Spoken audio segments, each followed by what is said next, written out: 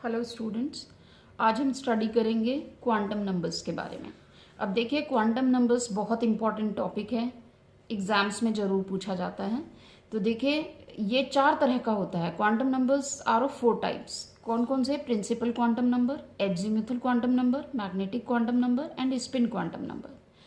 हम रिप्रेजेंट किस किस तरह से करते हैं? प्रिंसिपल क्वांटम नंबर को रिप्रेजेंट किया जाता है स्मॉल n से, azimuthal quantum number small l, magnetic quantum number m से रिप्रेजेंट करते हैं और स्पिन क्वांटम नंबर को s से रिप्रेजेंट करते हैं। ठीक है, अब हम समझ लेते हैं कि प्रिंसिपल क्वांटम नंबर एक्चुअली क्या चीज़ बताता है हमें। किसी भी इलेक्ट्रॉन की 4 क्वांटम नंबर्स होती हैं, वो चारों क्वांटम नंबर्स हर 2 इलेक्ट्रॉनों की of every 2 electrons have the different set of quantum numbers. तो ये चीज हमें समझनी है। यहाँ पर प्रिंसिपल क्वांटम नंबर एक्चुअली बताता है नंबर ऑफ ऑर्बिट। अब नंबर ऑफ ऑर्बिट कैसे होते हैं? जैसे 1, 2, 3 इस तरीके से होता है। के, एल, एम इनको रिप्रेजेंट करता है। अगर हम एजीमुथल क्वांटम नंबर की बात करें तो ये क्या बताता है? ये बताता है number of orbitals. Number of orbitals क्या होते हैं? जैसे S, P, D, F, G, H and so. Magnetic quantum number क्या बताता है? ओरिएंटेशन। ओरिएंटेशन ऑफ ऑर्बिटल्स बताता है। ओरिएंटेशन ऑफ ऑर्बिटल्स का मतलब है कि एक्स एक्सिस पे ओरिएंटेड है।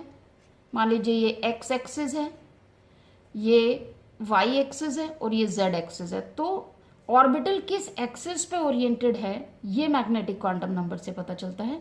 स्पिन क्वांटम नंबर से हमें क्या पता चलता है? देखिए, एक्चुअली इलेक्ट्रॉन जो है वो स्पिन करता है अराउंड इट्स एक्सिस। अब उसमें वो 2 तरीके से यहां पर स्पिन करेगा। एक करेगा क्लॉकवाइज और दूसरा करेगा एंटी क्लॉकवाइज। अब देखिए, क्लॉकवाइज का क्या मीनिंग है? क्लॉकवाइज अगर इलेक्ट्रॉन है, क्लॉकवाइज मतलब इलेक्ट्रॉन अगर इस तरीके से है। एंटी क्लॉकवाइज मीन्स इलेक्ट्रॉन अगर इस तरीके से है। अगर इलेक्ट्रॉन इस तरीके से लिखा हुआ है तो इसका मतलब ये +½ को रिप्रेजेंट करेगा।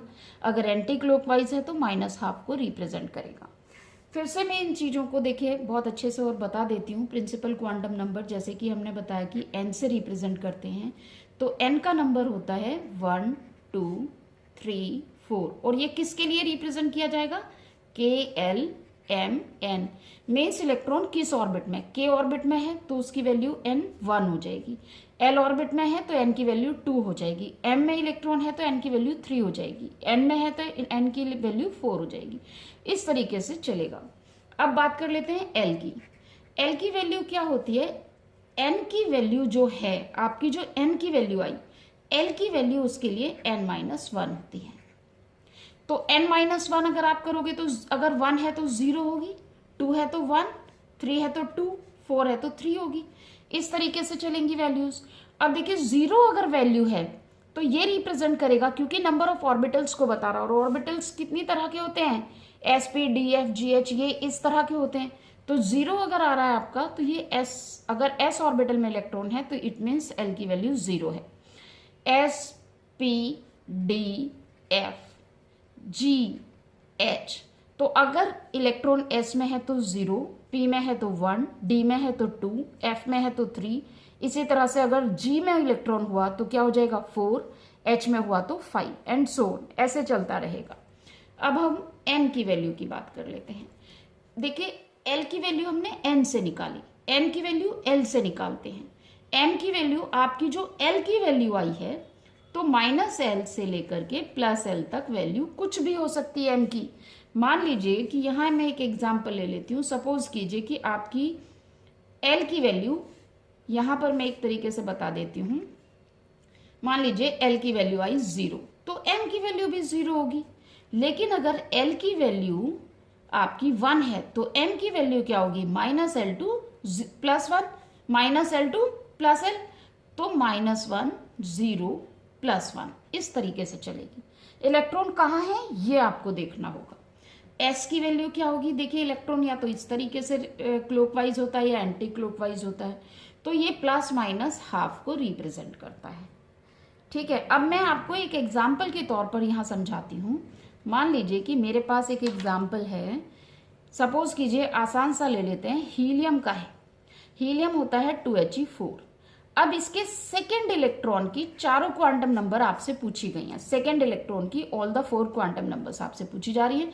तो सबसे पहले आप क्या करेंगे, इसका इलेक्ट्रॉनिक कॉन्फ़िगरेशन लिखेंगे, दैट इज 1s2। अब इसको यहां पर ड्रॉ कर लीजिए। अब सेकेंड इलेक्ट्रॉन कौन सा हुआ, 1 2, ये वाला सेकेंड इलेक्ट्रॉन हुआ इसका, है ना। ये इलेक्ट्रॉन जो है वो सेकेंड इलेक्ट्रॉन हुआ। अब मैं इसकी चारों क्वांटम नंबर आपको बताती हूँ। देखिए चारों क्वांटम नंबर में सबसे पहले हमें बताना है n इसके लिए क्या हुआ, देखिए नंबर ऑफ ऑर्बिट, ये 1 यहाँ पे लिखा हुआ है, नंबर ऑफ ऑर्बिट बता रहा है, 1 हो गया। l is equals two electron किस में है, s में है। अब इलेक्ट्रॉन s में होगा तो उसकी वैल्यू क्या हो जाती है, 0।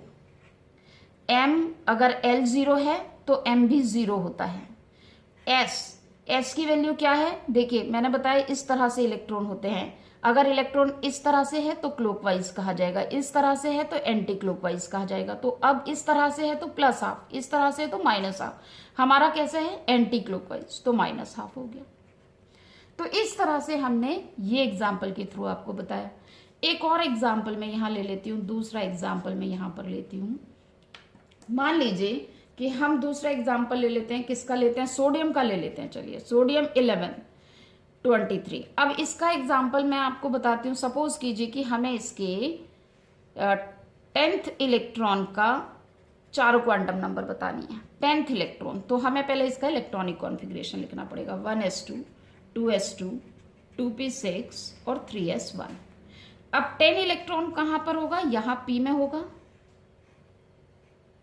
p में जो है 1 2 3 और देखिए 4 5 6। अब देखना है 10वां इलेक्ट्रॉन कौन सा होगा, 2 2 4 और 6 10, यानी ये लास्ट वाला, यानी कि 4 के बाद 5 6 7 8 9 10। इट मीन्स ये वाला जो इलेक्ट्रॉन है ये 10th इलेक्ट्रॉन है।